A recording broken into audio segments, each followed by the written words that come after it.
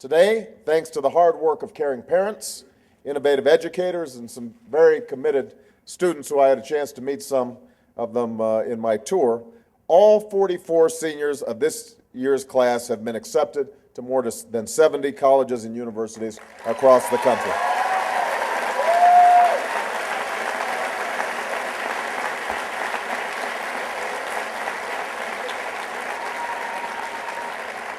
I am here to congratulate you, the students, on this outstanding achievement, but also to hold up this school and these students as an example of what's possible in education if we're willing to break free from the tired thinking and political stalemate that's dominated Washington for decades.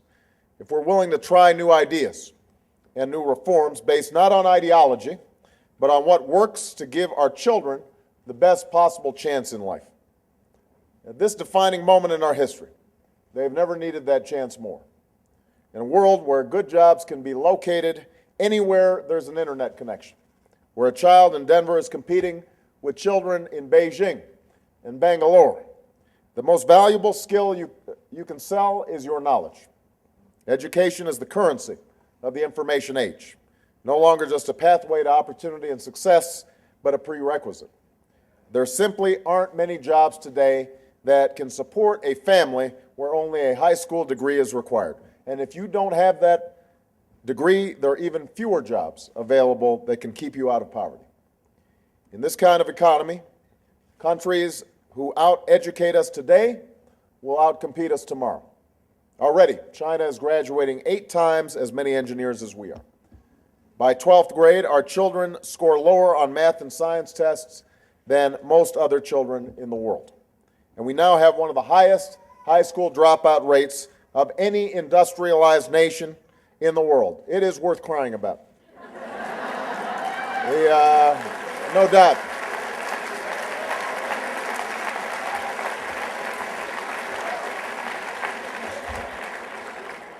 In fact, if the more than 16,000 Colorado students who dropped out of high school last year had only finished, the economy in this state would have seen an additional $4.1 billion of wages over these students' lifetimes.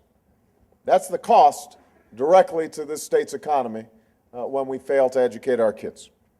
Now, there's still much progress to be made here in Thornton, but the work you've done shows us we don't have to accept this future for America. We don't have to accept an America where we do nothing about 6 million students who are reading below their grade level. We don't have to accept an America where only 20% of our students are prepared to take college-level classes in English, math, and science, where barely 1 in 10 low-income students will ever graduate from college. We don't have to accept an America where we do nothing about the fact that half of all teenagers are unable to understand basic fractions, where nearly 9 in 10 African American and Latino 8th graders are not proficient in math. We don't have to accept an America where elementary school children are only getting an average of 25 minutes of science each day, when we know that 80% of the fastest growing jobs require a knowledge base in math and science. This kind of America is morally unacceptable. It's economically untenable, and it's not who we are as a nation. We are a nation that's always understood that our future is inextricably linked to the education of our children, all of them.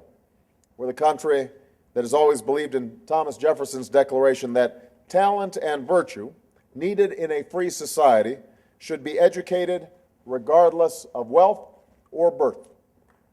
That's who we are.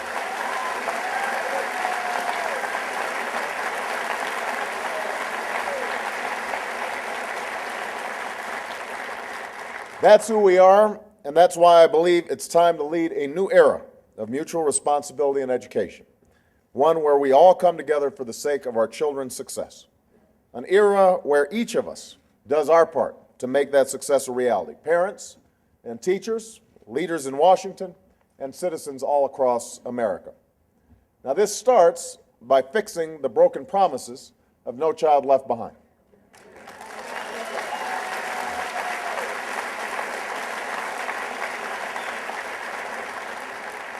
I was talking to Michael earlier on our tour, and we agreed fundamentally on how we need to approach this. I believe that the goals of No Child Left Behind were the right ones. Making a promise to educate every child with an excellent teacher is right. Closing the achievement gap that exists between white students and black and Hispanic students, that is right. More accountability is right. Higher standards are right. But what's wrong with No Child Left Behind is how we have implemented trying to achieve these goals. Forcing our teachers, our principals, and our schools to accomplish all of this without the resources that they need is wrong. Promising high-quality teachers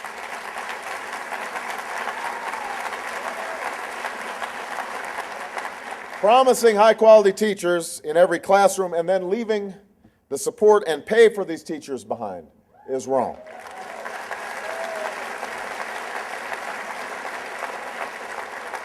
Labeling a school and its students as failures one day and then throwing up your hands and walking away from them the next, that's wrong. We have to fix No Child Left Behind. We have to provide the funding we were promised, give our states the resources they need, and finally meet our commitment to special education. We also need to realize that we can meet high standards without forcing teachers and students to spend most of the school year preparing for a single high-stakes standardized test.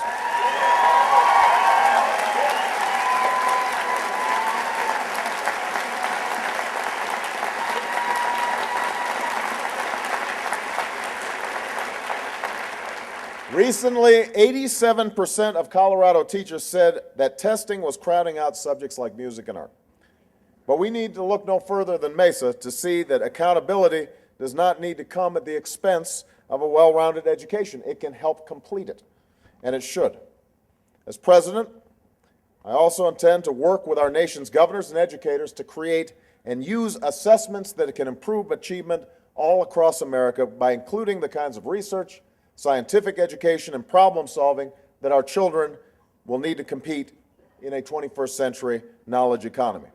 The tests our children take should support learning, not just accounting. If we really want our children to become great inventors and problem solvers of tomorrow, our schools shouldn't stifle innovation, they should let it thrive. And that's what MESA is doing by using visual arts and drama and music to help students master traditional subjects like English, science, and math, and that's what we should be doing in schools all across America.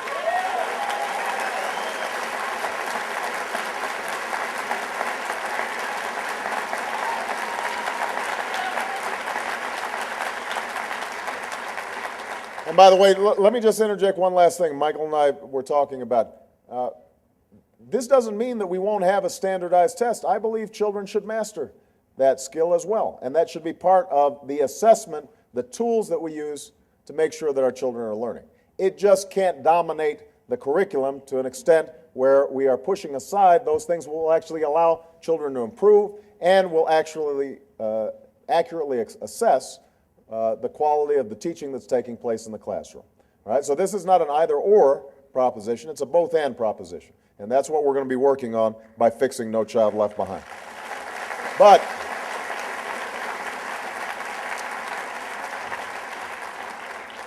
fixing the problems of No Child Left Behind is not an education policy all by itself.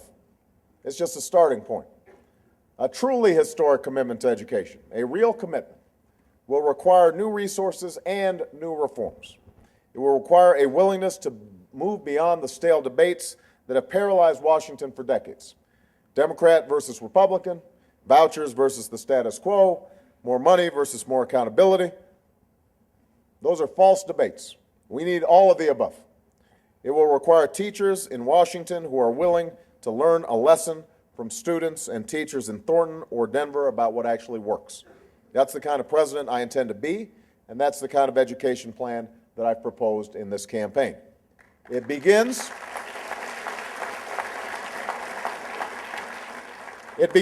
with the understanding that from the moment our children step into a classroom, the single most important factor in determining their achievement is not the color of their skin or where they come from. It's not who their parents are or how much money they have. Once they step into the school, the most important issue is who their teacher is.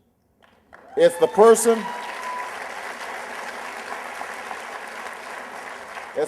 who stays past the last bell and spends their own money on books and supplies. It's the men and women here at MESA who go beyond the call of duty because you believe that it's going to make that extra difference, and it does. And if we know how much teaching matters, then it's time we treated teaching like the profession that it is. I don't want to just talk about how great teachers are. I want to reward them for their greatness when I'm President of the United States of America.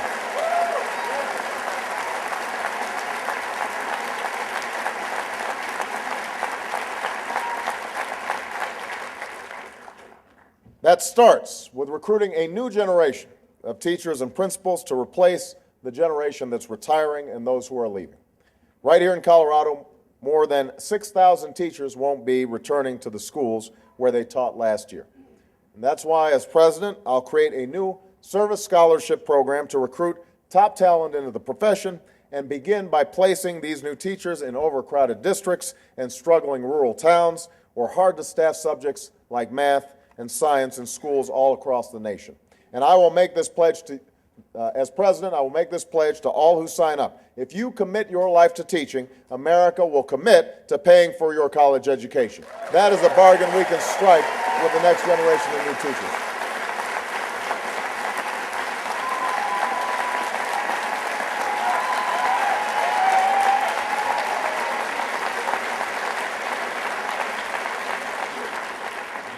To prepare our teachers, I will create more teacher residency programs to train 30,000 high-quality teachers a year. We know that these programs work, and they especially help attract talented individuals who decide to become teachers midway through their careers.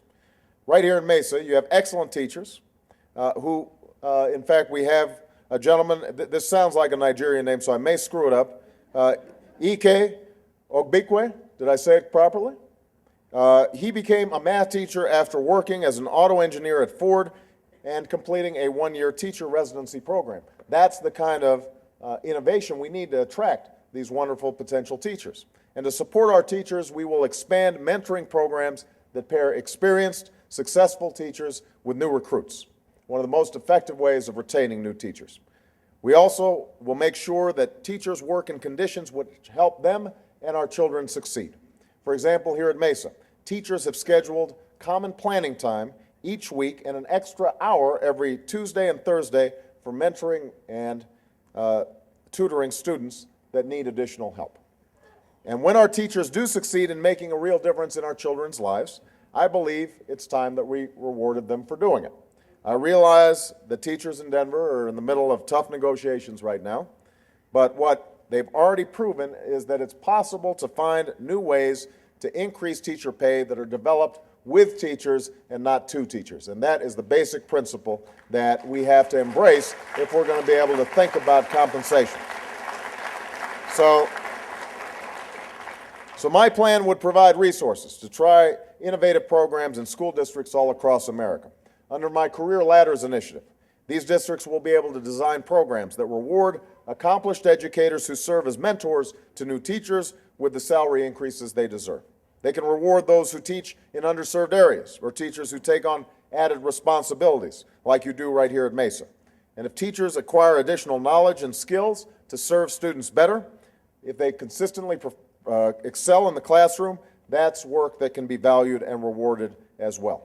And when our children do succeed, when we have a graduating class like this one, where every single student has been accepted to college, we need to make sure that every single student can afford to go. As president,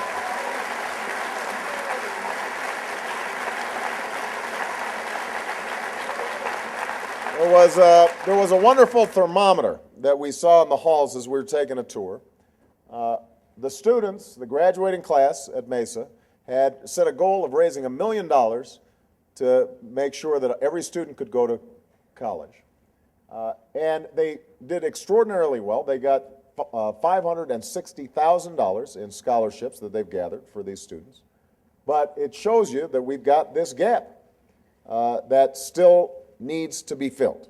And that's why, as president, I will offer a $4,000 tax credit that will cover 2/3 of the tuition of an average public college and make community college completely free. In return,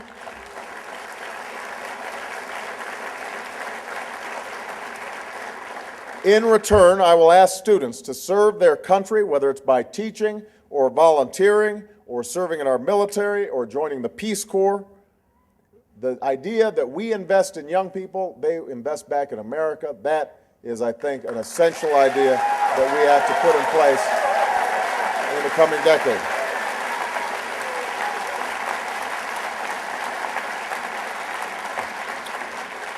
We'll also simplify the MESA paperwork required to apply for financial aid and make it easy as checking off a box on your tax returns, because you shouldn't need a PhD to apply for a student loan.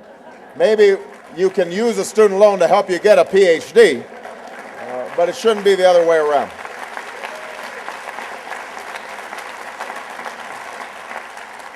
Finally, as so many of you know, there are too many children in America right now who are slipping away as we speak, who will not be accepted to college and won't even graduate high school.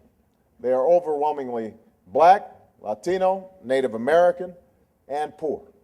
And when they look around and see that no one has lifted a finger to fix their schools since the 19th century, or when they are pushed out the door at the sound of the last bell, some into a virtual war zone, is it any wonder that they don't think their education is important? Is it any wonder that they're dropping out in rates we've never seen before? I know these children. I know their sense of hopelessness. I began my career over 2 decades ago as a community organizer in the streets of Chicago's South Side, and I worked with parents and teachers and local leaders to fight for their future. We set up after-school programs, and we even protested outside government offices so that we could get those who had dropped out into alternative schools. And in time, we helped to change a few futures, but we've got so much work left to do. And so while I know hopelessness, I also know hope. I know that if we bring early childhood education programs to these communities, if we stop waiting until high school to address the dropout rate and start in earlier grades, as my success in the middle act will do, if we bring in new qualified teachers, if we expand college outreach programs like Gear Up and TRIO, and fight to expand summer learning opportunities for minority and disadvantaged children, like I've done in the Senate, or if we double funding for after-school programs to serve 1 million more children, as I've proposed to do as president, if we do all this, we can make a difference in the lives of our children and the lives of our country. I know we can. I've seen it happen, and so have you. Yes, it takes new resources, but we also know that there's no program and no policy that can substitute for a parent who is involved in their child's education from day one.